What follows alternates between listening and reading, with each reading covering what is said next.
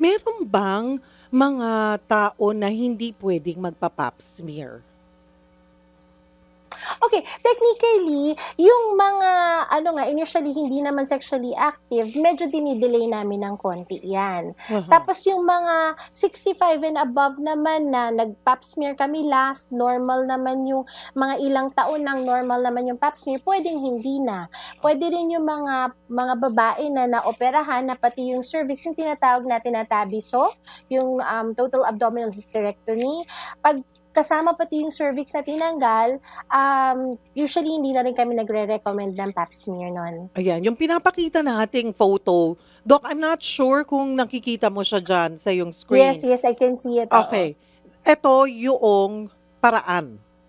Ito yung paraan. So, ang paraan, kaya siguro maraming babae din na ayaw magpa-pap smear kasi it's a very personal thing eh. Alam mo yun yung hindi mo Oo. kilala yung OB, tapos bigla kang bubuka ka. Oo. So, it's advisable that you go to somebody that you really trust and you know para medyo comfortable. So, ang gagawin dyan, so para kang manganganak na position, you open your legs, tapos we insert a speculum. It's a special device. Mhm. It can either be metal or plastic, pero most of the time, ako personally, I use plastic already para disposable. Pero Mhm. meron pa rin naman, gumagamit pa rin naman kami ng metal. We insert the speculum, it's called the speculum, inside the vagina to view your cervix, and then we actually use either a cotton pledget or a cyto brush to get samples of your cervical cells and the cells around it.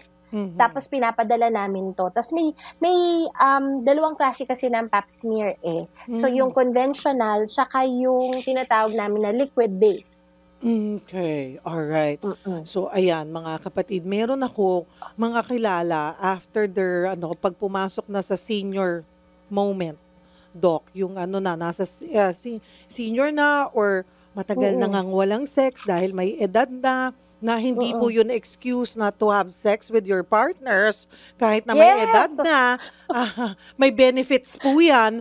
Pero yung mga Oo. kunwari mga nasa 60 years old, 65 years old, ay nako, ayaw magpa-pap smear. Ayoko, masakit.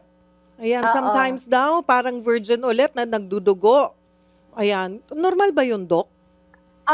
Actually kasi 'pag nagpa-pap smear, kaya nga 'di ba, mas maganda you go to a doctor na kilala mo kasi mas relaxed ka. Hmm. Nagkakaroon ng konting abrasions na minsan may konting pagdudugo 'pag medyo very tense ang pasyente.